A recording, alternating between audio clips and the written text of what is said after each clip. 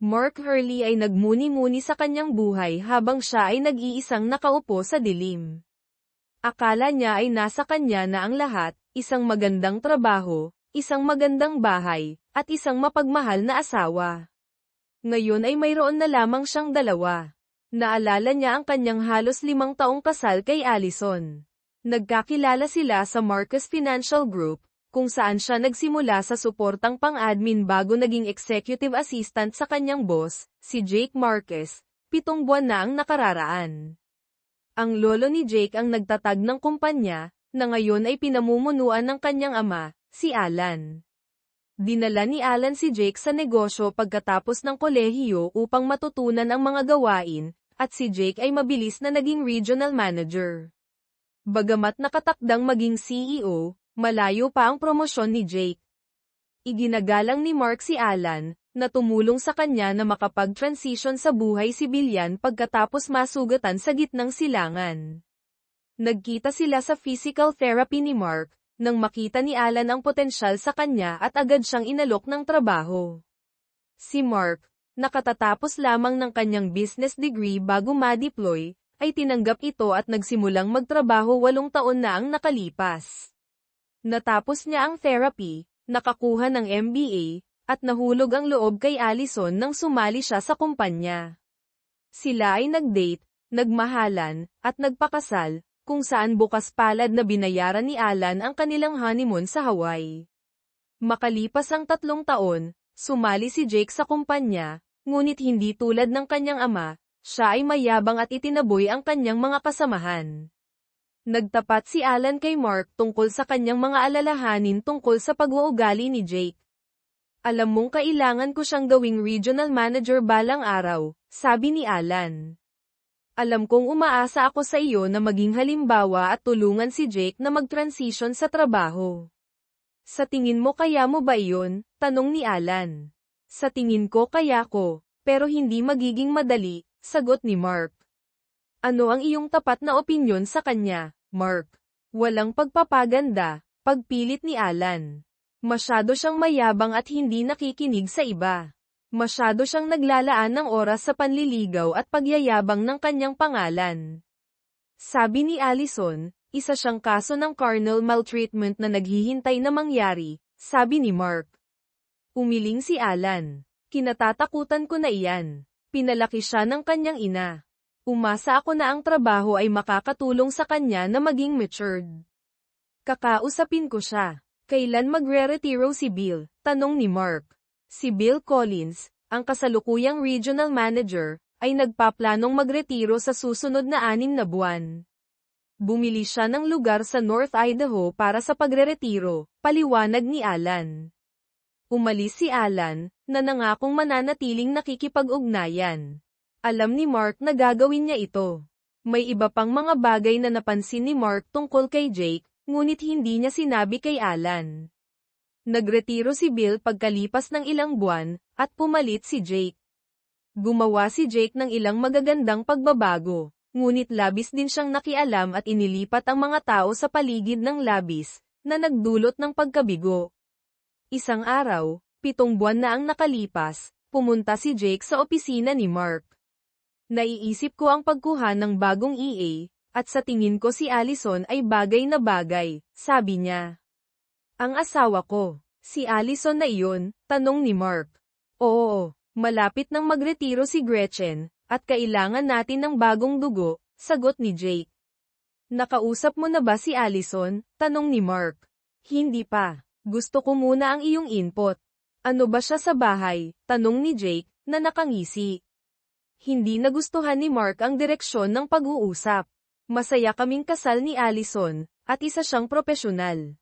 Kung sa tingin mo ay kwalipikado siya, alukin mo siya ng trabaho. Desisyon niya iyon, ngunit tandaan, asawa niya ako.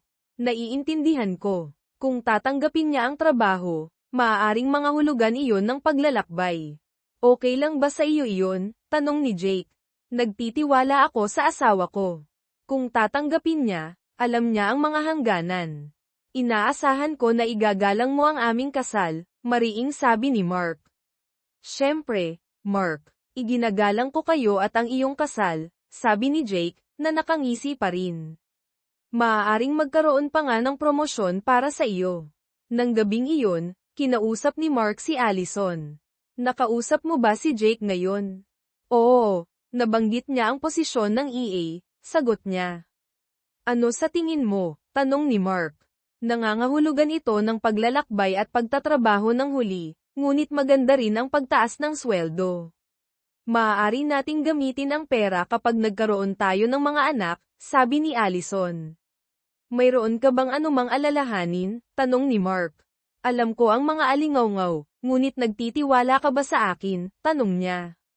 Siyempre, nagtitiwala ako sa iyo, ngunit hindi ako nagtitiwala sa kanya.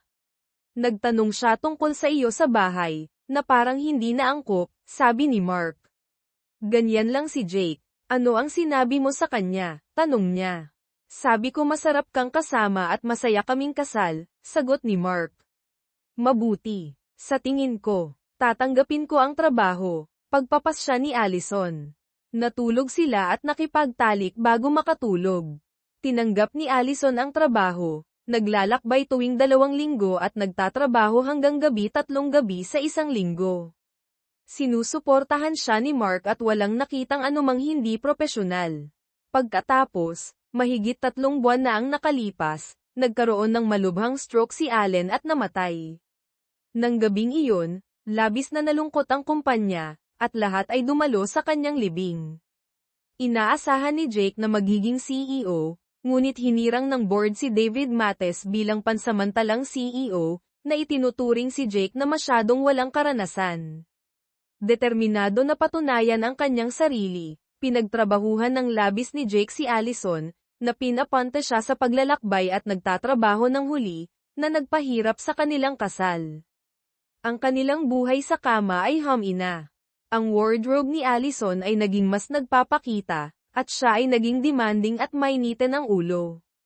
1 linggo, kinumpronta ni Mark si Allison pagkatapos ng isang biyahe sa New York. Allison, kailangan nating pag-usapan ang, ano, sagot niya. Tungkol sa atin. Nililimas tayo ng schedule ni Jake. Kailangan natin ng bakasyon para magkonekta muli. Paumanhin. Abala si Jake. Balisa ang mga bagay-bagay. Sabihin mo kay Jake na magbabakasyon ka ng 1 linggo. Kailangan natin ito. Pagkatapos ng paghinto, sumang-ayon siya. Tama ka. Kakausapin ko siya bukas. Kinabukasan, mas masaya ang pag-uwi ni Allison. Sumang-ayon si Jake na maaari tayong magbakasyon sa susunod na linggo kung dadalo tayo sa isang party sa bahay niya sa Biyernes ng gabi. Party. Anong klaseng party? Isang maliit na pagtitipon lamang kasama ang mga kaibigan.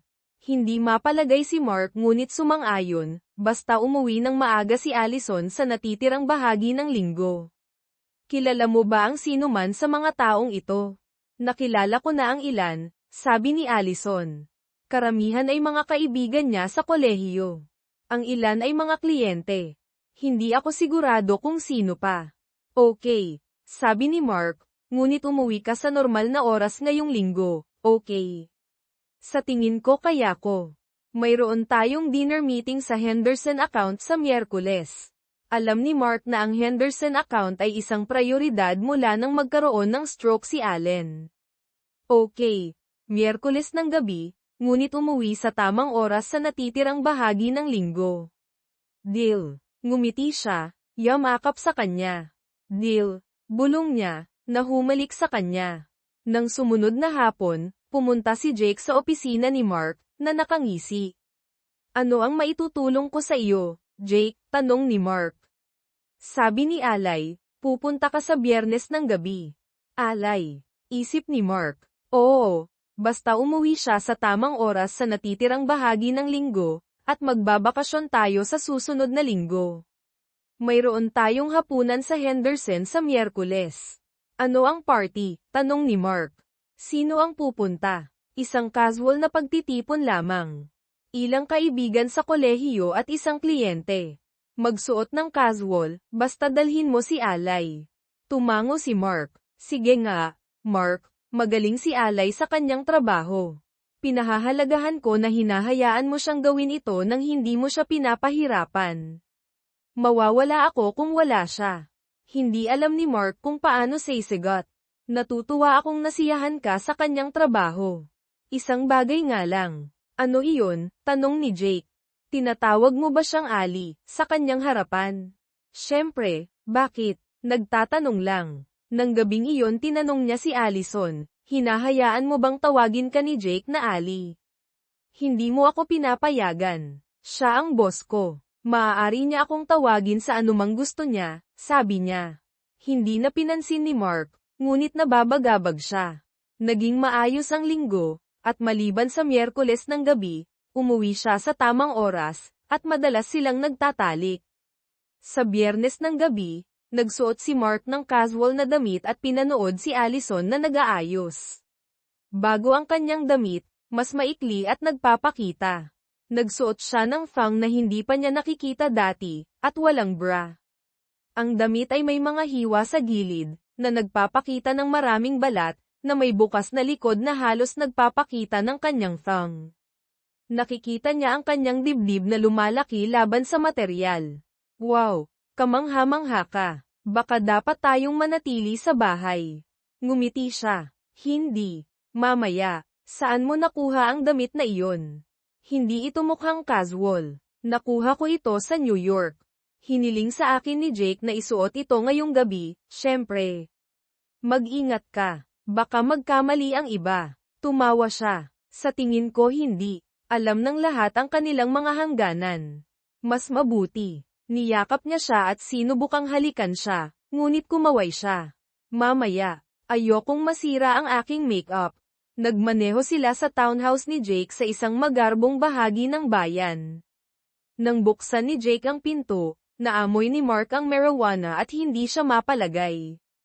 3 binata ang ipinakilala, sina John Whitehead, George Franklin, at Alan Jenkins, na nagtatrabaho para sa Henderson.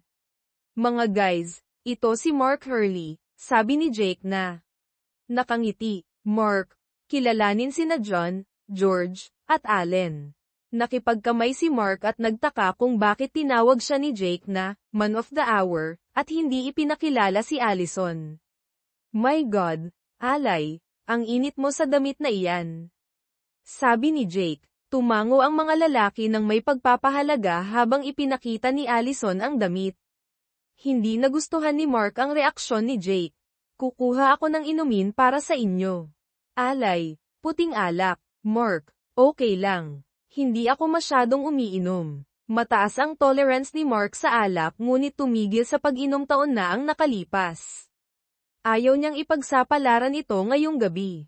Bumalik si Jake na may mga inumin.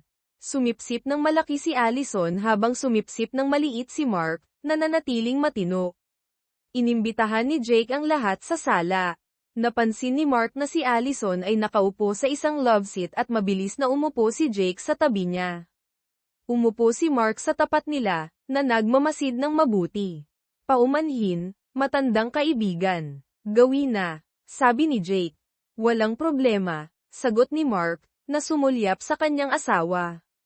Nagkwentuhan sila hanggang sa tanungin ni Jake, sabi ng tatay ko, Marines ka raw. Oo. 5 taon bago ang medical discharge, sagot ni Mark. Tanong ni John, nakakita ka na ba ng labanan? Naalis mo na ba ang sinuman? Tumango si Mark. Parehong nagulat si Allison. Hindi mo sinabi sa akin iyan. Hindi ko gusto pag-usapan ang tungkol dyan. Kumuha si George ng isang bag ng marijuana. Nagtayo siya ng joint at ipinasa ito sa paligid. Tumanggi si Mark. Salamat, pero hindi. Gusto kong manatiling malinaw ang isip. Pumilit si Jake, huwag kang masyadong seryoso, Mark. Party ito. Sige na. Mas gugustuhin kong manatiling matino. Sa iyo ang kawalan. Bukod, maaari kang manatili dito kung masyado kang magulo. Bakasyon ka na naman sa susunod na linggo. Bumaling siya kay Allison.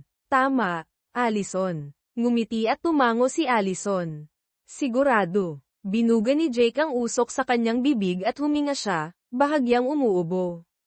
Magandang gamit iyon, sabi niya. Nabigla si Mark, hindi nakikilala ang ganitong panig niya. Ibinigay ni Jake ang joint kay George. Ang taong ito, sabi ni Jake, na itinuro si Mark, ang pinakamahusay na business analyst sa kumpanya. Nakatipid siya sa amin ng milyon-milyon at dinala sa akin ang magandang assistant na ito. Ngumiti si Allison kay Jake, at napansin ni Mark na higit pa iyon sa isang magalang na ngiti. Mukhang nakikinig siya sa bawat salita niya. Itinuturing ko siyang aking work wife, sabi ni Jake, na tinapak ang hubad na hita ni Allison. Akala ni Mark, nakita niya ang kamay ni Jake na dahan-daang gumagapang sa ilalim ng kanyang damit bago umatras. Mawawala ako kung wala siya, dagdag ni Jake. Ako rin, sabi ni Mark, na pinapanood si Allison na tumitingin sa ibaba. Kailangan kong gumamit ng banyo, sabi ni Mark, na pinutol ang katahimikan. Unang pinto sa kaliwa, direksyon ni Jake. Sa banyo, nilock ni Mark ang pinto at tumingin sa salamin, na iniisip na baka nanloloko si Allison kay Jake. Naalala niya ang payo ni Allen tungkol sa pagbibigay pansin sa mga detalye. Napansin ni Mark ang ilang nakababahalang senyales, ang nagpapakitang damit ni Allison, ang kanyang pakikipag-ugnayan kay Jake, ang kanyang biglaang paggamit ng tableta, at ang pagtawag ni Jake sa kanya bilang kanyang work wife. Nagpasya siya na kailangan niya ng patunay. Palihim niyang sinimulan ang isang video recording sa kanyang telepono, na bumabalik sa silid. Nakita ni Mark na mabilis na umupo si Allison na may puting pulbos sa kanyang ilong. Mayroon din ang iba. Sumipsip si Mark ng kanyang inumin at nakakita ng hindi natunaw na pulbos sa ilalim. Anong klaseng kalokohan ito? Bigla siyang nakaramdam ng pagod at hindi pagkakatugma. Okay ka lang ba? Tanong ni Allison. Tumayo sina Jake at ang mga lalaki habang hinahawakan ni Allison ang braso ni Jake. Sinubukan ni Mark na tumayo ngunit hindi niya kaya. Matulog ka, Mark, sabi ni Jake habang itinataas ng mga lalaki ang kanyang mga paa. Tinanggal ni Allison ang kanyang mga sapatos, at napansin ni Mark ang kanyang thong sa love seat. Tinakpan siya ni Allison ng isang Afghan. Paumanhin, Mark, mahal talaga kita. Bulong niya, na humalik sa kanyang noo. Nahulog siya sa isang malalim na pagtulog. Nang magising siya, madilim at tahimik ang bahay maliban sa hilik sa itaas. Napagtanto niya na wala siya ng mahigit 3 oras. Itinigil niya ang video recording at umakyat sa itaas. Sa master suite, nakita niya si Allison na nakahubad sa kama ni Jake na may isang binti sa ibabaw niya. Isa sa 3 lalaki ang nakadamit din sa tabi niya, ang 2 ay natutulog, ang isa sa sopa at ang isa sa recliner. Tahimik na bumalik si Mark sa ibaba. Kailangan niyang alamin kung ano ang itinimpla nila sa kanya, kaya hinalughog niya ang kusina ni Jake at nakakita ng isang Tupperware container. Ibinuhos niya ang inumin sa loob nito at isinara.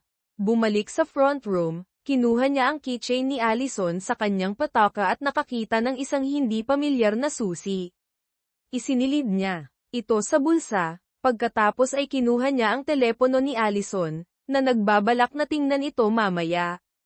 Inilagay niya ang kanyang singsing sa kasal sa kanyang pataka para makita niya ito, nagsuot ng kanyang mga sapatos, at dahan-daang pumunta sa pinto. Mga detalye, isip niya. Naghanap siya ng security system ngunit wala siyang nakita. Ang hindi pamilyar na susi ay perpektong kasya sa pinto. Nilock niya ang pinto sa likod niya at tahimik na umalis, na hindi binubuksan ang kanyang mga ilaw ng kotse hanggang sa siya ay nasa kalye. Nagmaneho siya sa isang convenience store at tinawagan ang kanyang matandang kaibigan na si R.K. Evans, na nagpapatakbo ng isang pribadong investigative firm. Hello. Sagot ng antok na si RK. Hey RK, si Mark ito. Paumanhin kong tumawag ako ng huli na, ngunit kailangan ko ang iyong tulong. Anong problema, Mark? Kailangan mo ba ng piyansa o anuman? Hindi naman. Maaari ka bang pumunta sa bahay ko sa loob ng 20 minuto? Oo, sigurado. Okay lang ba ang lahat? Mas gusto kong huwag pag-usapan ito sa telepono. Nakuha ko. Kita tayo sa 20. Salamat kaibigan. Sagot ni Semper Fiura RK. Bumili si Mark ng 12 pack ng beer at sigarilyo. Hindi siya naninigarilyo mula nang umalis sa serbisyo ngunit kailangan niya ng isang bagay upang pakalmayin siya. Sa bahay, inilagay niya ang beer sa refrigerator, nagsindi ng sigarilyo, at umupo sa sopa na gumagamit ng candy dish para sa ashtray. Dumating si RK at inalok siya ni Mark ng beer. Ipinaliwanag niya ang mga nangyari sa gabi. Kalokohan, sabi ni RK nang matapos si Mark. Ibinigay ni Mark sa kanya ang container na may ininuman na alak. Maaari mo bang ipaanalisa ito? Tumango si RK. Magiging Lunes o Martes bago ko makuha ang mga resulta. Kailangan ko ang lahat tungkol kina Jake Marquez, John Whitehead, George Franklin, at Allen Jenkins. Nagtatrabaho si Jenkins para sa Henderson Manufacturing. Narito ang isang video nila. Nakuha ko. Sabi ni RK. Gusto mo bang surveillance sa loob ng Jake's place at sa iyo? Oo, kung kaya mo.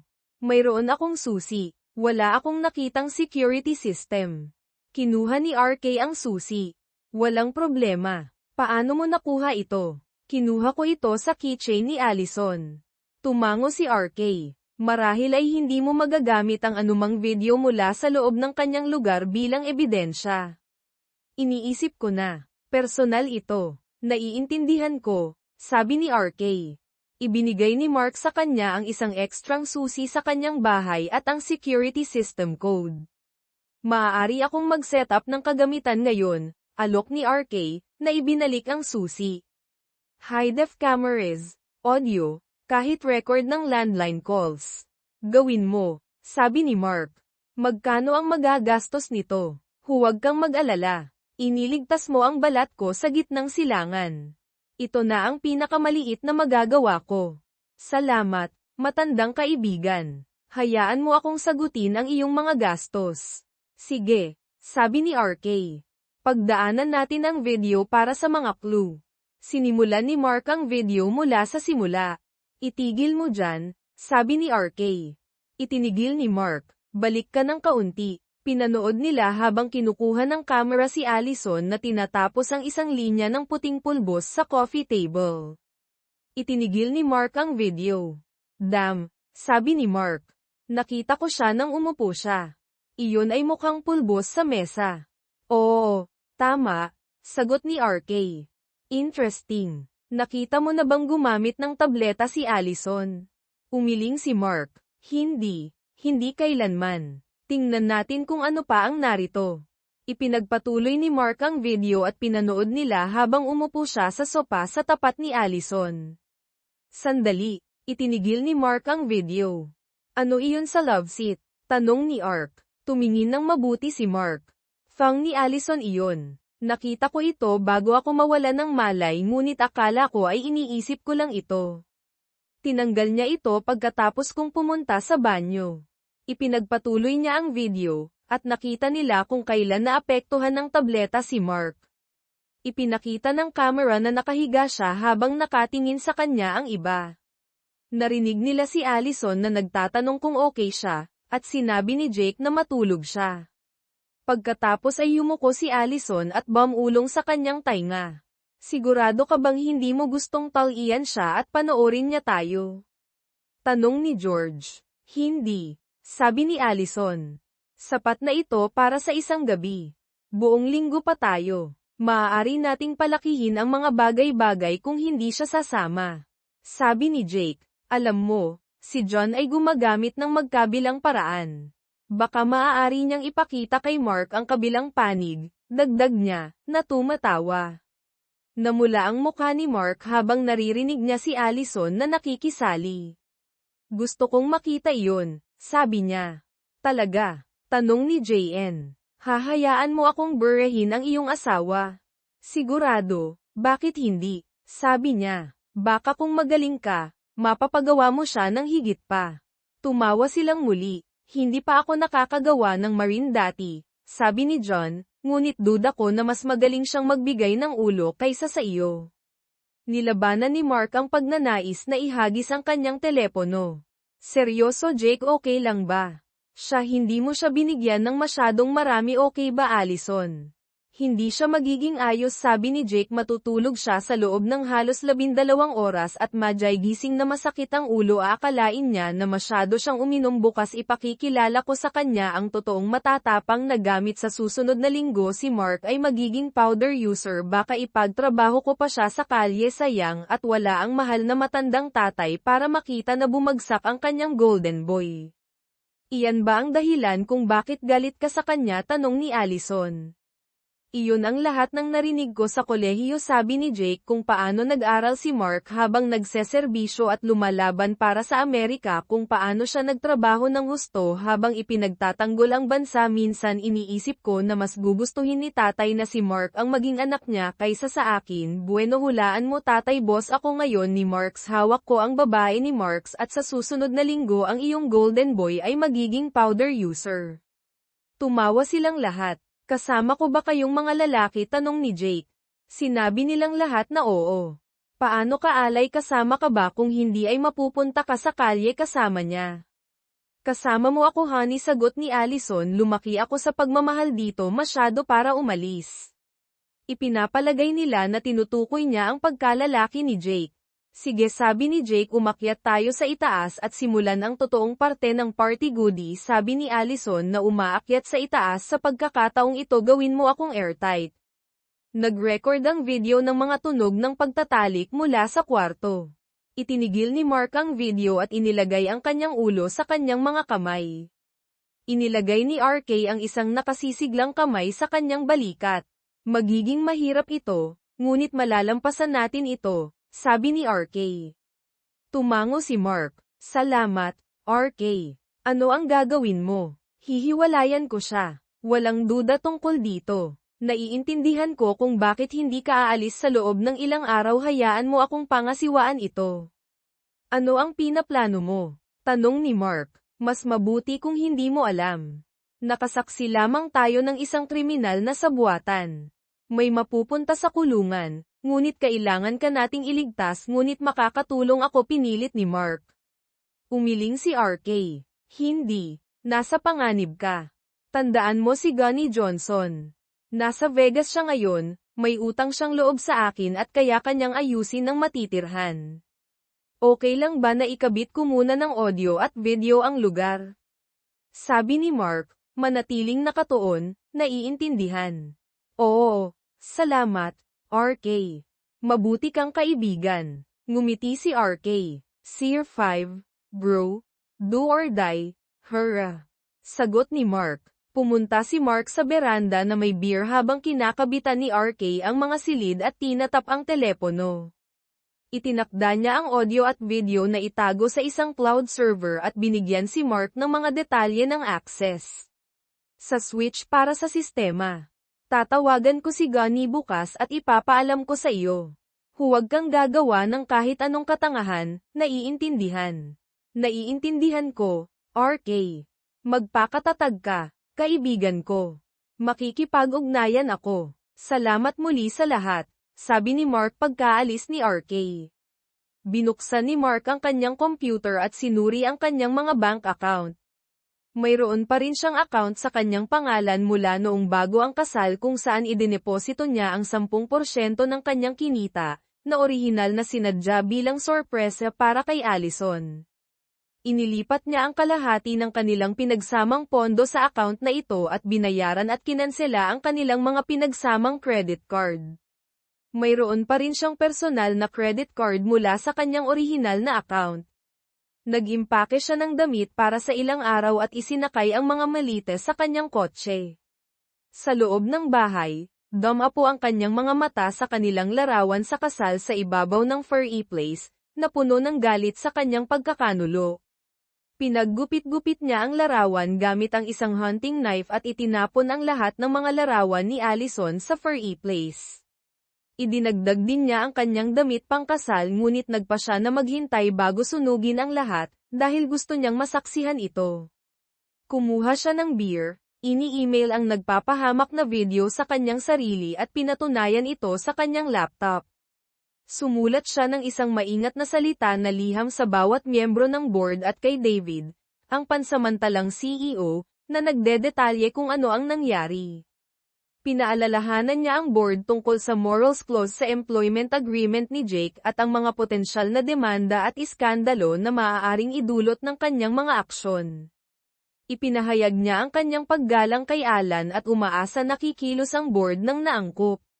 Nasiyahan sa kanyang liham, inilakip niya ang video at ini-email ito kay David at sa board na nagsasaad na siya ay magbabakasyon ngunit maaabot sa pamamagitan ng email o telepono. Inaasahan niya ang isang tugon sa Martes at planong umalis sa araw na iyon. Umupo siya, nagsindi ng sigarilyo at pinanood habang sinusunog ng init ang mukha ni Allison sa larawan na nakakaramdam ng matinding kasiyahan.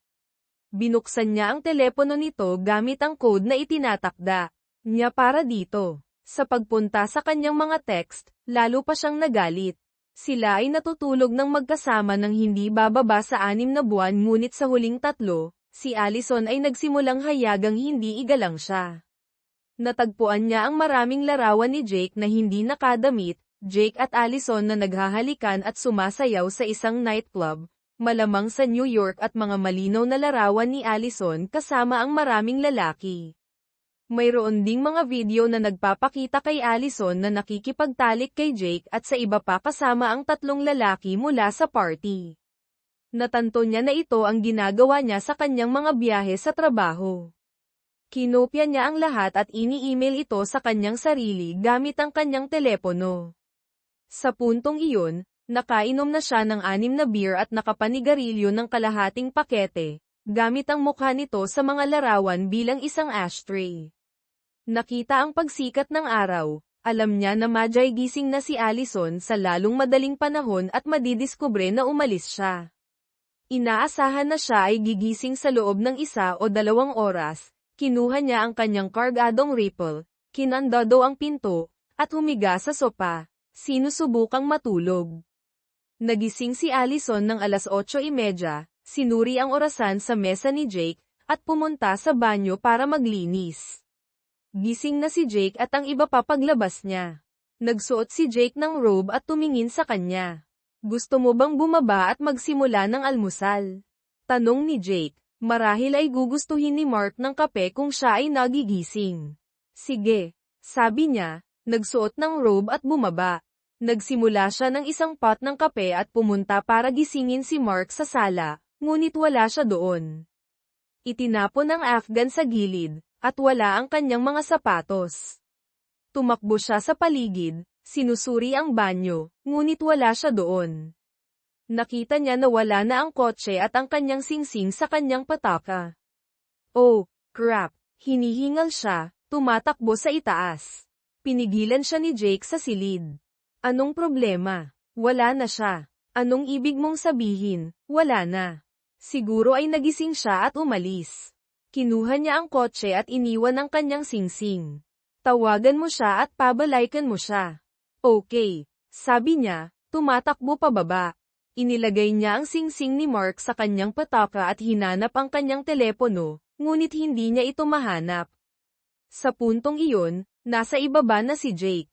Wala ang aking telepono. Gamitin mo ang telepono ng bahay. Hindi mo naiintindihan. Puno ito ng mga text, larawan, at video na ipinadala mo. Kung nasa kanya ito, nakita na niya ang mga ito. Huwag kang mag-alala. Papuntahin mo lang siya rito. Aasikasuhin natin ito. Ngayon, tawagan mo siya. Kinuha ni Allison ang telepono ng bahay at kinakabahang idinayal ang cell ni Mark. Hello. Sagot ni Mark, na nagmumukhang groggy. Mark, sweetie, ako ito. Anong gusto mo? Umungol siya. Nagulat si Allison. Hindi pa siya nakipag-usap sa kanya ng ganoon dati. Natanto niya na dapat ay galit na galit siya, ngunit wala siyang ideya kung gaano. Mark, honey, wala ka rito nang magising ako, at nag-alala ako. Okay ka lang ba? Ano bang pakialam mo, bruha? Mahal, kailangan kitang sunduin sa bahay ni Jake. Maaari mo bang gawin iyon? Pakiusap. Tumawa si Mark. Sira ulo ka. Maaaring wala akong alam kahapon, ngunit hindi na ngayon. Hindi mo na ako pwedeng tawaging sweetheart, o honey, kahit kailan. Mark, pakiusap, huwag kang magalit. Mahal kita. Oo, Tama, bruha. Sabihin mo sa akin ang isa pa. Mark, kailangan nating mag-usap. Tama nga, kung gayon, sunduin mo ako sa bahay ni Jake upang makapag-usap tayo sa daan pauwi. Maling sagot, bruha. Hindi ako pupunta riyan. Kung gusto mong mag-usap, maglakad ka o tumawag ng Uber. Ang tanging kailangan nating pag-usapan ay kung paano paghati-hatian ang lahat. Anong ibig mong sabihin, paghati-hatian ang lahat? Iyon ang nangyayari sa isang diborsyo, bruha. Ayokong magdiborsyo. Hindi ba natin ito maayos? Ayokong maging tuliro at cop, alinman. Umuwi ka kung gusto mong mag-usap, ngunit huwag hayaang pumunta rito si Jake o kahit sino pa. Ako ay armado, at pupugutan ko ng ulo kung tatapak sila sa aking bahay. Nakuha mo. Okay. Tatawag ako ng Uber. Gawin mo iyon, at magdala ka ng cash o iyong ATM card. Bakit? Dahil hindi na gumagana ang iyong credit card.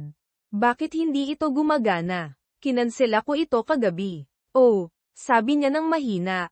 Sa paraan, alam mo kung nasaan ang aking telepono. Oo, narito ito sa coffee table. Mayroong isang kawili-wiling koleksyon ng mga larawan at video. Ngayon alam ko na kung ano ang iyong ginagawa nitong nakaraang 3 buwan. Makakatulong sila sa aking kaso ng diborsyo. Oh, my God, Mark. Talagang nagsisisi ako. Hindi ko gustong saktan ka. Tumahimik ka, bruha. Iligtas mo ang iyong mga dahilan para sa isang taong nagmamalasakit. Kung gusto mong mag-usap, gawin mo ito ngayon at pumunta kang mag-isa. Pupunta ako roon. Tinapos ni Mark ang tawag. Tumingin siya kay Jake. Well, tanong ni Jake, hindi siya pupunta. Kailangan kong pumunta roon upang kausapin siya. Sige, dadalhin ka namin, kung gayon. Umiling siya. Hindi, siya ay armado. Sinabi niya na kung may isa man sa inyo na magpakita, aalisin niya kayo. Hindi ko pa siya naririnig na ganoon kagagalit. Nag-isip sandali si Jake, pagkatapos ay pumunta sa kanyang silid-aralan. Bumalik siya na may isang hiringgilya. Narito ang plano, ilagay mo ito sa iyong pataka, tumawag ka ng Uber, at susundan ka namin sa inyong lugar. Kapag nagkaroon ka ng pagkakataon, iturok mo ito sa kanyang braso, pagkatapos ay tawagan mo ako. Kukunin namin siya at ilalagay sa aking trunk. Ano iyon? Tanong niya. Isang espesyal na concoction. Ilang dope, smack, at isang bagay para patulugin siya. Mabilis itong gumagana at hindi siya masasaktan. Iturok mo lang siya at tawagan mo ako kapag wala na siya sa sarili. Nakuha mo. Inabot niya sa kanya ang hiringgilya, at inilagay niya ito sa kanyang pataka. Okay, sabi niya. Ipag-ako mo lang na hindi mo siya sasaktan. Gagawin namin ang aming makakaya. Tama ba mga lalaki? Sabi niya. Tumitingin sa 3 lalaki na tumawa. Tumawag ka para sa iyong sasakyan. Inayos niya ang isang Uber na susando sa kanya sa loob ng 30 minuto at umakyat sa itaas upang tapusin ang paghahanda. Nang dumating ang driver, umalis siya. Sinundan ni Jake at ng kanyang mga kaibigan, na nagparada ng isang block ang layo. Hindi nila napansin ang puting van na nakaparada sa kabilang kalye. Ilang minuto pagkatapos makipag-usap kay Allison, tumunog ang telepono ni Mark. Ito ay si RK. Anong meron? Tanong ni Mark. Gusto ko lang ipaalam sa iyo na nakuha ng aking mga lalaki ang isang pag-uusap sa pagitan ng iyong asawa at ng kanyang mga kasabwat, sabi ni RK. Ano? Tanong ni Mark. Modernong teknolohiya, kaibigan ko, sabi ni RK. Nakakuha ng parabolic microphone. Kukuha ang iyong asawa ng Uber, at sinusundan siya ng kanyang mga kaibigan. Plano nilang bigyan ka ng dosis at kidnapin ka. Nasa kanyang pataka ito. Sasaktan ka niya nito kapag kaya niya. Susundan ng aking mga lalaki si Jake at ang kanyang crew. Damn, sabi ni Mark. Oo, sabi ni RK. Mag-ingat ka. I text ko sa iyo kapag umalis na sila. Buksan mo ang surveillance gear kapag dumating na siya roon, at babantayan ko ito. Nasa kabilang kalye lang ako. Tatawagan ko ang mga pulis kapag kinakailangan.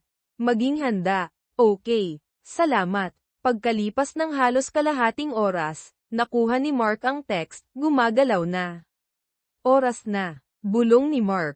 Mayroon siyang mga 20 minuto bago sila dumating, kaya itinago niya ang ripple kung saan hindi ito madaling makita ni Allison at binuksan ang surveillance gear sa kusina.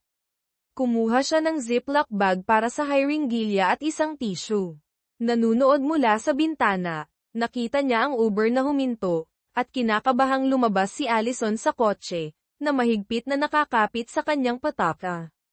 Binuksan niya ang furry place, na nagpapasimula ng mga larawan at ng kanyang damit. Nang pumasok siya, sumimangot siya sa usok ng sigarilyo.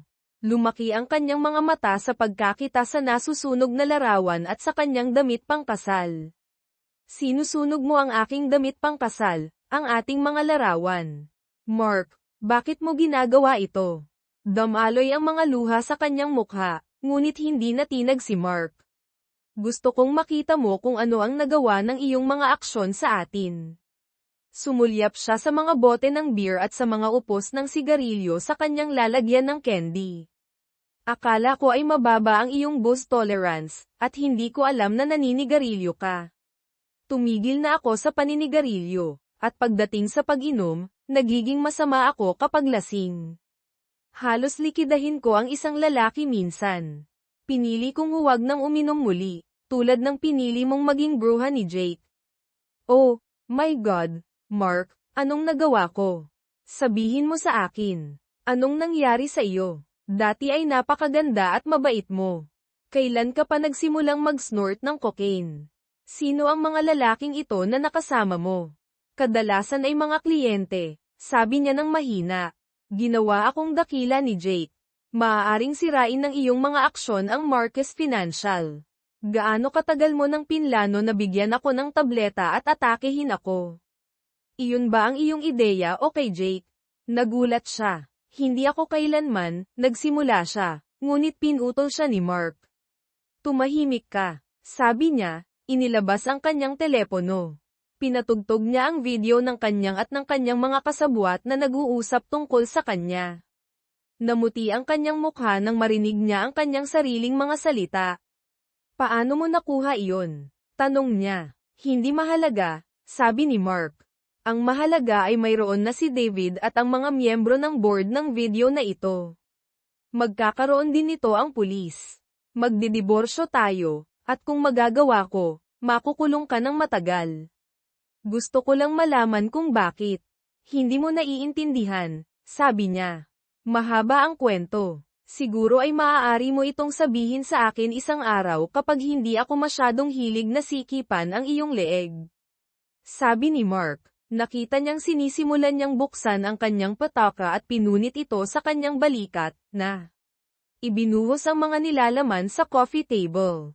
Kinuha niya ang hiringilya gamit ang isang tissue. Ito ba ang plano mo para sa akin? Alam mo ba kung ano ito? Hindi eksakto. Hindi eksakto. Tanong niya ng sarkastiko. Iiniksyon mo sana ako nang hindi alam kung ano ang magagawa nito. Isa kang sakitin na bruha.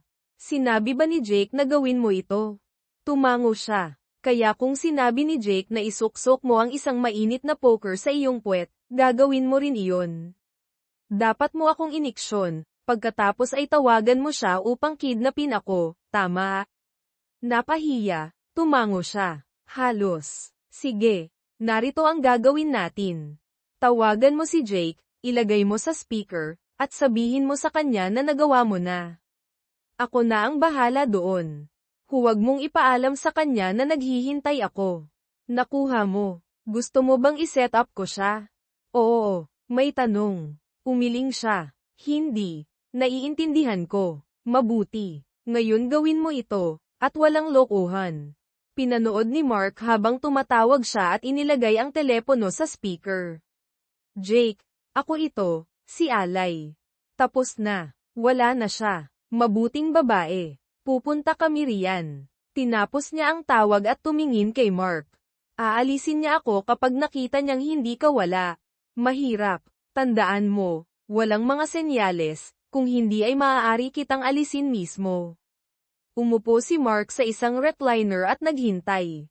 Nang makita niya si Jake at ang kanyang tatlong kaibigan sa bintana, nagpanggap siyang natutulog ngunit pinananatiling bahagyang bukas ang kanyang mga mata. Pumasok si Jake, tiningnan ang gulo, at nagsimulang maglakad patungo kay Mark. "Magaling ang ginawa mo," sabi ni Jake kay Allison. "Ngayon ilalagay na natin siya sa trunk." Nang abutan ni Jake si Mark, binuksan ni Mark ang kanyang mga mata at sinuntok si Jake sa lalamunan. Bago pa makareact si Jake, sinipa siya ni Mark ng malakas sa kanyang condom gun. Sinubukan ng tatlong lalaki na tumulong, ngunit pinigil sila ng team ni RK. Bumagsak si Jake sa kanyang mga tuhod, umuungol sa sakit. Dumausdos si Mark sa likod niya, kinuha ang kanyang hunting knife, at hinawakan ang buhok ni Jake, na inilagay ang kutsilyo sa kanyang lalamunan. "Magpakabanal ka sa Diyos," ungol ni Mark. "Pupugutan kita ng ulo." Naihi si Jake sa kanyang pantalon sa takot, at nagulat si Allison sa takot, na nagtataka kung sino ang halimaw na ito. Sinimulan ni Mark na idiin ang kutsilyo sa lalamunan ni Jake nang sumigaw si RK, "Sarhento, huwag mong gawin. Ibito mo ang kutsilyo. Papunta na ang mga pulis. Karapat-dapat siyang mamatay." Bulalas ni Mark. Lumuhad si RK sa harap ni Jake. "Oo, ginagawa niya, ngunit hindi sa iyong kamay. Kung aalisin mo siya, mapupunta ka sa bilangguan. Hayaan mong pangasiwaan ito ng mga awtoridad. Pakiusap, bilang isang kaibigan, ibaba mo ang kutsilyo. Magbabayad siya sa ginawa niya." Tumingin si Mark kay RK, nararamdaman na nanginginig si Jake sa takot. Dahan-dahan, inilayo niya ang kutsilyo at tumayo. Binaliktad ni RK si Jake, tinali ang kanyang mga kamay, at sinabihan si Allison na humiga upang tinalian niya ang kanyang mga kamay.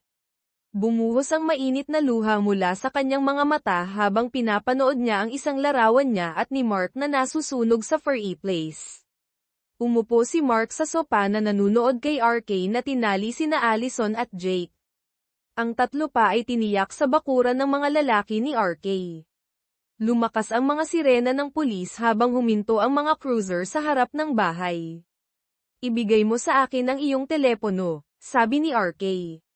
"Makikipag-usap ako sa mga pulis bago sila pumasok sa loob." Ibinigay ni Mark sa kanya ang telepono habang umaalis si RK. Humarap si Jake kay Mark, na sa wakas ay nawala na ang kanyang ngiti. "Mahal ka pa rin ng aking ama kaysa sa akin," sabi ni Jake. "Hindi totoo, Jake," sagot ni Mark. Lagi niyang inaasahan na matured ka na para tumayo sa kanyang mga yapak isang araw. "Pupugutan mo ba talaga ako ng ulo?" tanong ni Jake. "Hindi natin malalaman, hindi ba?" sagot ni Mark. "Ngunit ipinapangako ko sa iyo, kung saan ka pupunta, makakakilala ka ng mga tao na hindi mag-aalinlangan tulad ng ginawa ko. At kung hahabol ka sa akin muli, hindi na rin ako mag-aalinlangan." Ipinahinga ni Jake ang kanyang ulo pabalik sa katahimikan. Tatlong malalaking opisyal ng pulisya ang pumasok, sinuri ang eksena, at binasa kay Jake at Allison ang kanilang mga karapatan sa Miranda bago sila sinamahan sa mga cruiser.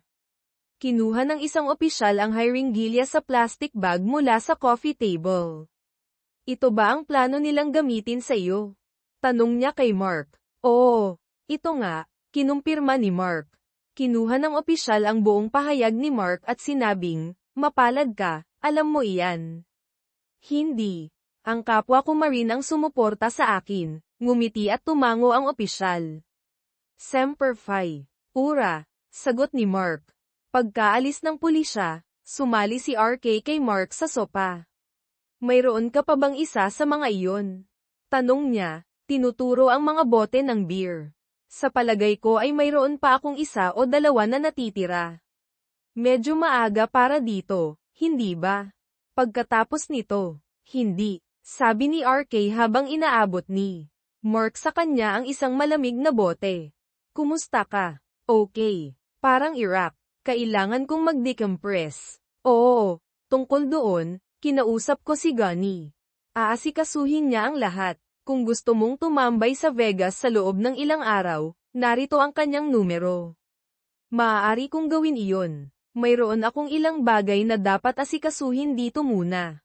Inabot ni RK kay Mark ang 2 card, ang numero ni Gunny at isang abogado sa diborsyo. Michelle Hawkins, napupuot siya sa mga manloloko at inaasahan kanya sa 8 AM Lunes. Salamat sa lahat, simpleng sabi ni Mark. Bro, do or die. Sabi ni RK. Ura, sagot ni Mark. Pagkatapos nilang ubusin ang kanilang mga beer, tumayo si RK. Mayroon kang lilinisin. Babalik ako mamaya para kunin ang mga gamit sa surveillance. Umalis si RK, at nagsimula ng maglinis ng bahay si Mark. Nang hapon ding iyon, nakatanggap si Mark ng tawag mula kay David. Mark, si David Matt ito, sabi niya nang sagutin ni Mark. Opo, Mr. Matt. Ano po ang maitutulong ko? Tanong ni Mark. Tawagin mo na lang akong David. Nakuha ko ang email mo at nakita ang video, pati na rin ang board. Sang-ayon kami sa liham mo, nakahanga-hanga.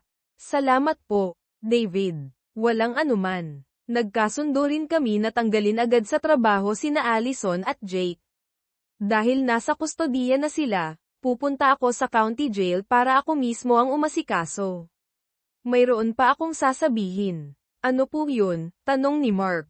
Sa tingin namin, kailangan mong magpahinga ng ilang araw. Mayroon ka bang mapupuntahan? May kaibigan akong nag-alok na alagaan ako sa Vegas. May appointment ako sa abogado ng diborsyo sa Lunes, pagkatapos ay pupunta na ako. Mukhang perpekto ang Vegas. Masiyahan ka sa iyong biyahe, Mark. Magkita tayo 1 linggo mula sa Lunes. Salamat po, David. Gagawin ko po. Isa pang bagay, nagkasundo kami ng walang pagtutol na ikaw ang pinakamagandang tao para pumalit sa trabaho ni Jake. Ako po, tanong ni Mark. Oo, humanga kami sa paraan ng paghawak mo dito, at pinahahalagahan ng board ang iyong trabaho. Magkakaroon ng pagtaas sa sweldo at iba pang benepisyo na karapat-dapat sa iyo. Salamat po, David. Huwag ka munang magpasalamat. Una, pangangasiwaan mo ang isang external audit ng lahat ng hinawakan ni Jake. Magre-report sa iyo ang mga auditor, at magre-report ka sa akin. Sa tingin ko, magandang ideya yan. Nalaman ko na pinagawa ni Jake kay Allison ang lovemaking sa ilang kliyente. Diyos ko po, sige, ipapasa ko na yan sa iyo. Magandang biyahe. At magkita tayo 1 linggo mula sa Lunes. Magkita na lang po tayo, David. Salamat po. Pagkatapos ng tawag, tinapos ni Mark ang paglilinis ng bahay at ginupit ang damuhan. Tinawagan niya si Gunny Johnson, at nagkumustahan sila. Kaya gusto mong pumunta rito ng ilang araw at magsaya? Tanong ni Gunny. Oo, sigurado. Sige, pumunta ka na. Ipaglalaan kita ng magandang kwarto at ituturo ko sa iyo ang mga dapat mong malaman. Ngunit tandaan mo, Las Vegas ito, hindi Bangkok.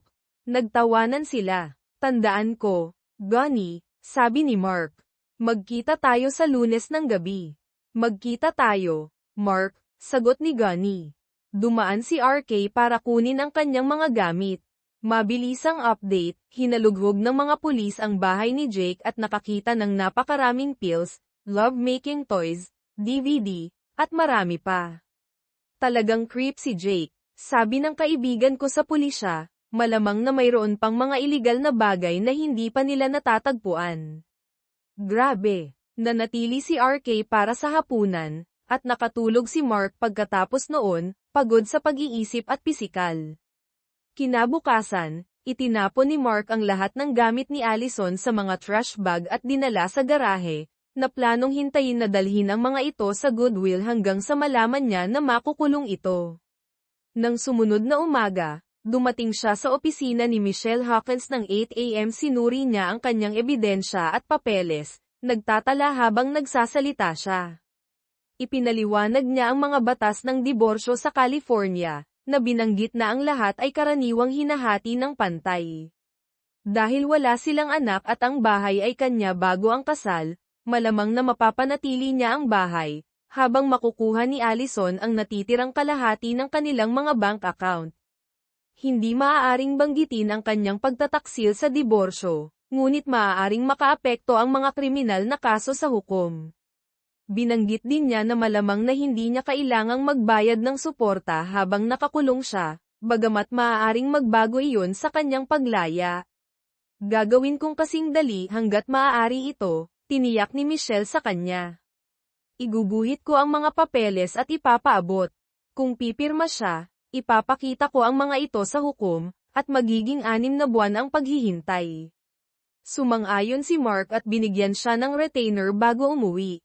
Dumaan siya sa county jail para ipaalam kay Allison na nagsasampa siya ng diborsyo. Nakaupo sa isang mesa, pinanood niya habang inilalabas siya na mukhang pagod sa isang orange na jumpsuit. Kinuha nila ang mga handset para makipag-usap sa pamamagitan ng plexiglass shield. Hello, Allison. Hello, Mark. Gusto kong ipaalam sa iyo na nagsasampa ako ng diborsyo. Nakita ko ang isang abogado ngayon. Inaasahan ko na gagawin mo yan, sabi niya. Kailan ang arraignment mo bukas ng umaga? Hinihiling ng prosecutor na walang piyansa. Marahil yun ang pinakamainam. Ngayon sabihin mo sa akin ang totoo. Ano yun? Tanong niya. Anong nangyari sa iyo? Yumuko siya, nahihiya. Naging maayos naman ang lahat sa simula. Mukhang tulad ng ibang executive si Jake. Pagkatapos mamatay ni Alan, nagalit si Jake. Hindi siya na-promote at sinisika. Akala niya isinaayos ng kanyang ama ang lahat para sa iyo. Baliw yan, sabi ni Mark. Umaasa si Alan na magiging CEO si Jake balang araw. Alam ko, sabi niya. Pumunta kami sa New York noong katapusan ng linggo na iyon, sa isang club kasama ang mga kliyente, sumasayaw at umiinom. Naglandi ako ng kaunti pero hindi ko akalain na lumalabag ako. Sa susunod na malalaman ko, napakaginhawa ko at napunta ako sa kama kasama ang 2 lalaki. Sumali si Jake mamaya. Huminto siya. Kinabukasan, nakonsensya ako, pagkatapos ay ipinakita sa akin ni Jake ang mga litrato at video na kinuha niya at sinabi na kailangan kong gawin ang anumang gusto niya o ipapakita niya sa iyo. Kaya binlockmail ka niya, sabi ni Mark, at malamang na pinahirapan ka rin. Ginawa niya. Inamin niya ito mamaya. Hindi nakakagulat na nakakita sila ng mga pills sa bahay niya. Nakuha ka ba niya sa powder? Tumango siya, at dope, at iba pang mga bagay. Ilang kliyente ang nakatulog mo? Nagkibit balikat siya. Hindi ko alam. Marami. Isinaayos ni Jake ang lahat tuwing naglalakbay kami. Umiling si Mark. Mula sa video, tila nasisiyahan ka sa pagpapahirap sa akin. Ang pagiging powder user ko para kay Jake, ang hapunan ba noong Miyerkules ay tungkol talaga sa proyekto ng Henderson. Umiling siya. Hindi. Pinaplano namin ang party sa Biyernes. Kaya pinlano mo ang lahat ng maaga. Tumango si Allison. Patawad, Mark. Iyan ang unang bagay na sinabi mo na sinasang-ayunan ko. Mapapatawad mo ba ako? Napatawa siya. Hindi lang hindi, kundi impyerno hindi. Dinaya mo ako sa idiot na iyon at kung sino pa ang nakakaalam kung ilang iba pa, pagkatapos ay binalak mong bigyan ako ng pills at saktan ako. Wala ka sa sarili mo. At huwag mo ring itanong kung maaari tayong maging magkaibigan. Naiintindihan ko, Mark. Sana sulit ito. Palm, Allison. Ibinaba niya ang telepono habang tumutulo ang mga luha sa kanyang mga pisngi. Umuwi siya, nag-impake, at pumunta sa Vegas. Nakipagkita siya kay Gunny Johnson, at nagbalik tanaw sila sa hapunan. Pagkatapos ay ipinakita ni Gunny sa kanya ang paligid, binigyan siya ng mga tips sa pagsusugal, at inihatid siya sa kanyang silid. Sa loob, isang magandang dalagang brunette ang nakaupo sa kama. Tumayo siya nang pumasok sila. Mark, si Candy ito, sabi ni Gunny. Siya ang magiging tour guide mo habang narito ka. Gunny, hindi ito kailangan, sabi ni Mark. Anak, ito mismo ang kailangan mo pagkatapos ng ginawa ng iyong asawa sa iyo. Magpahinga ka, magsaya ka, at tandaan mo ang nangyayari dito, nananatili dito. Karaniwan, nagtawanan sila. Kailangan ko nang umalis. Magsaya kayong dalawa, Dagdag ni Gunny bago siya umalis. Humarap si Mark kay Candy. Sabihin mo sa akin, isa ka bang escort? Hindi na, sabi ni Candy. Salamat kay Gunny, nakalabas ako sa masamang sitwasyon. Malinis na ako, nag-aaral, at nagtatrabaho sa isang tunay na trabaho. Sinabi niya sa akin ang tungkol sa iyo at tinanong kung gusto kong makipag-usap sa iyo. Iyon lang. Kung gusto mo, aalis ako at hindi na kita guguluhin pa. Hindi, sabi ni Mark. Tama siya, kailangan ko ng kasama sa ngayon, at napakaganda mong babae. Gusto mo bang lumabas para uminom? Mukhang maganda yan, sabi niya na nakangiti. Pumunta sila sa club, uminom ng ilang inumin, nag-usap, at sumayaw ng ilang oras. Pagbalik sa kanyang silid, tinulungan siya nitong kalimutan ang kanyang mga problema. Nagising siya at nakita siya sa tabi niya. Sabay silang naligo at nagbihis. May klase ako ngayon, pero maaari kitang makita dito mamaya kung gusto mo, sabi niya. Mukhang magandang plano, sabi niya. Naghalikan sila bago siya umalis, at bumaba siya para mag-almusal. Pagkatapos ay pumunta siya sa kasino para subukan ang kanyang swerte. Kasunod ng payo ni Gunny, umalis siya na may halos $300. Ginastos niya ito sa hapunan, inumin, at isang palabas kasama si Candy ng gabing iyon. Muli, pinagulo niya ang kanyang mundo. Ang natitirang bahagi ng linggo ay halos pareho, at sa Biyernes, handa na siyang umuwi at magpatuloy sa kanyang buhay. Ayaw ni Candy na umalis siya ngunit naunawaan niya ito. Ibinigay niya sa kanya ang kanyang numero ng telepono at email address kung sakaling gusto niyang makipag-ugnayan muli. Gusto niya siya ngunit nagduda na ito ay magiging isang buong relasyon. Mas bata siya at mayroon siyang buong buhay sa hinaharap. Gayunpaman, naisip niya, sino ang nakakaalam? Umuwi siya ng nakangiti. Ang mga alaala ni Candy ay pumupuno sa kanyang isipan. Pagdating niya sa bahay, nahuli siya sa mga balita tungkol kay Allison at sa kanyang grupo. Ang hukom, pagkatapos suriin ang ebidensya mula sa prosecutor, iniutos na sila ay ikulong ng walang piyansa. Nakatanggap din siya ng kumpirmasyon mula kay Michelle na si Allison ay nakatanggap ng mga papeles ng diborsyo. Ayon kay Michelle, pinirmahan ni Allison ang mga ito kaagad, at isinampa ang mga ito sa korte. Sa loob ng 6 na buwan, malaya na siya sa kanya magpakailanman.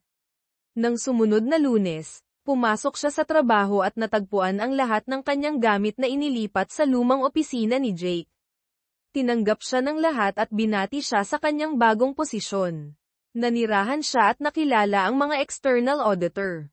Ipinakilala niya sila at nakilala ang kanyang bagong assistant, si Marsha Bowden. Kilala niya siya simula nang magsimula siya sa kumpanya ilang taon na ang nakalipas. Gusto niya si Marsha, alam niyang kasal siya, at nakatanggap siya ng mataas na papuri mula sa kanyang mga nakaraang supervisor. Alam din niya ang kanyang sitwasyon at nag-ingat na huwag banggitin ito. Natuklasan ng audit ang ilang irregularidad sa mga papeles ni Jake. Halimbawa, pinalsipikan niya ang kanyang expense account sa mga biyahe na ginawa nila ni Allison.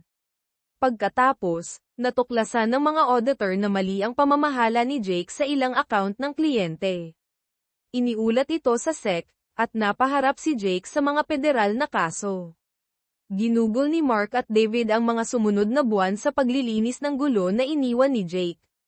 Sa kabutihang palad, hindi sila nawalan ng anumang kliyente salamat sa kanilang mabilis na pagtugon, ngunit nagkaroon sila ng ilang hindi komportableng pag-uusap sa iba pang mga executive na naiintindihan na nagalit. Samantala, nakipag-ugnayan si Mark kay Candy, kadalasan sa pamamagitan ng mga email. Sa kalaunan, sinabi niya sa kanya na nakilala niya ang isang tao sa paaralan at seryoso sila. Hindi siya nagulat at binati siya.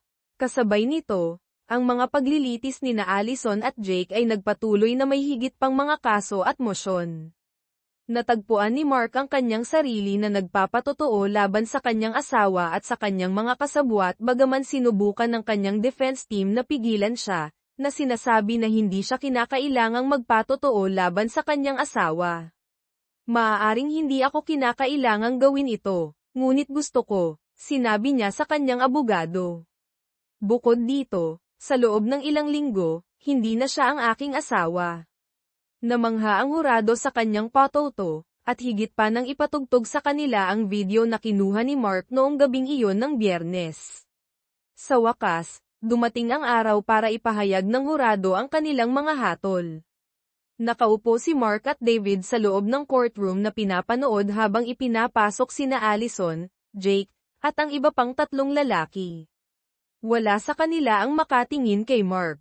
Sa ngayon, ang paglilitis ay naging isang media spectacle. Tinawag ang korte sa kaayusan, at tinanong ng hukom kung nakarating na ang hurado sa isang desisyon. Tumayo ang foreman at kinumpirma na mayroon sila. Hinawakan ng lahat ang kanilang hininga habang binabasa ng hukom ang mga kaso, na kinabibilangan ng pagsasabwatan upang dumukot at manakit. Napaharap si Jake sa karagdagang mga kaso na may kaugnayan sa mga pills na natagpuan sa kanyang townhouse at ang malaswang mga larawan at video na mayroon siya sa ibang mga babae. Natagpuan silang lahat na nagkasala sa bawat kaso. Itinakda ng hukom ang petsa para sa paghatol, at ang 5 nahatulang kasabwat ay inilabas sa courtroom. Lumabas si Mark at David, na dumadaan sa grupo ng mga reporter na itinutulak ang mga kamera sa kanilang mga mukha. Pagkaraan ng halos 10 araw, naganap ang paghatol. Nilinaw ng hukom na lubos siyang nasusuklam sa lahat ng 5 sa kanila at mahalagang itinapon ang buong libro sa kanila. Ang 3 body ni Jake ay nakakuha ng pinakamagaan na mga sentensya, ngunit naharap pa rin sa 20 taon sa bilangguan. Si Allison ay sinentensyahan ng 25 taon hanggang habang buhay, at si Jake ay nakatanggap ng 50 taon hanggang habang buhay para sa kanyang mga krimen. Haharapin din niya ang mga federal na kaso na isinampa ng SEC na hahawakan sa federal na korte. Humagulgol si Allison habang inilalabas siya sa courtroom, habang yumuko si Jake sa kahihiyan habang siya ay inaalis. Natapos ang panahon ni Jake sa bilangguan pagkaraan ng halos 6 na buwan nang matagpuan siyang pinugutan ng ulo sa shower, na nagpagalit sa maling mga tao na hindi gusto ang kanyang smug na ugali. 1 buwan pagkatapos ng paghatol, si Mark ay nasa kanyang opisina na sinusuri ang ilang papeles nang tumawag si Marcia sa intercom. Mr. Hurley, mayroong Kristen Marquez dito para makita ka. Nakuha ng apelyido ang atensyon ni Mark. Papasukin mo siya. Bumukas ang pinto, at nakita ni Mark na isang kaakit-akit na blonde ang pumasok sa kanyang opisina. Ang kanyang buhok ay bumagsak sa ilalim ng kanyang mga balikat, at siya ay nakasuot ng isang palda na bumagsak sa ilalim lamang ng kanyang mga tuhod. Ngumiti siya habang papalapit, na nag-abot ng kanyang kamay. Napakagandang makilala ka sa wakas, Mr. Hurley. Kinamayan niya siya at inanyayahan siyang umupo. Tawagin mo na lang akong Mark. Gusto mo bang uminom ng isang bagay? Kape. Tsaa. Magiging kahanga-hanga ang kape, itim mangyaring. At tawagin mo akong Kristen. Hiniling ni Mark kay Marcia na kunin silang bawat isa ng isang tasa ng kape at umupo habang umaalis ang kanyang assistant sa opisina. Marcus, sabi ni Mark, na nakatingin sa kanya, may kaugnayan ka ba kay Alan?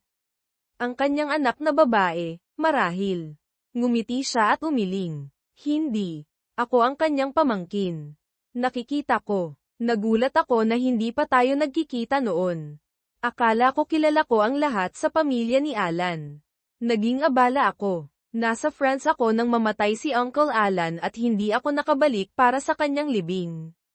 Kaya, ano ang maitutulong ko sa iyo? Tanong niya.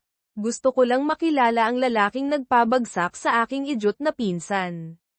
Ipinapalagay ko na walang pagmamahal na nawala sa pagitan ninyong dalawa. Umiling siya. Hindi. Wala. Sabi niya ng tahimik. Natutuwa lang ako na sa wakas ay nagbabayad siya para sa kanyang mga krimen. Ikinalulungkot ko talaga ang ginawa niya sa iyo. Mula sa alam ko, hindi mo nararapat ang alinman dito. At ikinalulungkot ko, marami akong naririnig tungkol sa iyo mula sa aking tiyuhin. Kaya, nakikita kong isa kang doktor.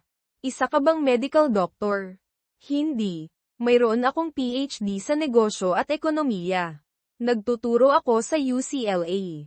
Marami kaming ibinabahagang interes ni Uncle, ngunit mas nakatuon ako sa akademya at hindi ako interesado na lumipat sa corner office sa itaas.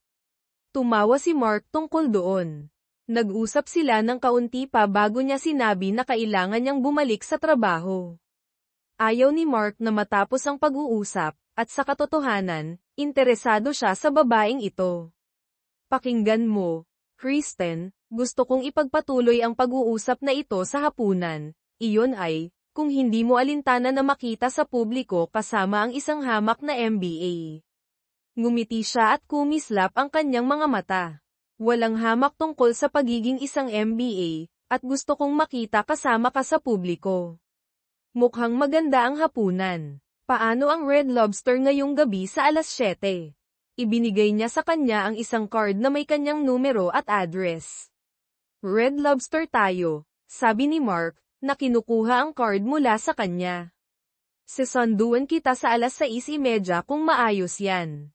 Magkita tayo noon, Mark. Napakagandang makilala ka, sabi niya bago lumabas. Nang gabing iyon, nalaman ni Mark mula kay Kristen na sinubukan ni Jake na saktan siya nang siya ay 18 taong gulang pa lamang. Nahihiya at natatakot na maaaring sisihin siya, wala siyang sinabi ngunit iniiwasan si Alan at ang kanyang pamilya hanggat maaari. Iniiwasan din niya ang mga relasyon sa mga lalaki dahil sa mga aksyon ni Jake at gumugol ng mga buwan sa therapy habang nasa kolehiyo. Sinabi niya sa kanya ang tungkol sa kanyang karanasan kay Jake at kung ano ang nangyari kay Allison. Nagulat si Kristen ngunit hindi nagulat. Ikinalulungkot ko, mas nararapat ka pa, Mark. Nakipag-date si Mark at Kristen ng ilang buwan, nagmamahalan. Halos tadyakan niya siya sa sahig, na tinatakpan siya ng mga halik, nang tanungin niya siya kung gusto niyang magpakasal sa kanya. Ipinapalagay ko na oo yan, tanong ni Mark nang sa wakas ay pinakawalan niya siyang huminga. Hindi. Impyerno oo yan, sabi niya. Ngayon, dalhin mo ako sa kama at saktan ako ng maayos. Opo, ma'am, sabi ni Mark, na dinadala ang kanyang magiging asawa sa itaas. Oo, naisip niya, mukhang maayos ang mga bagay.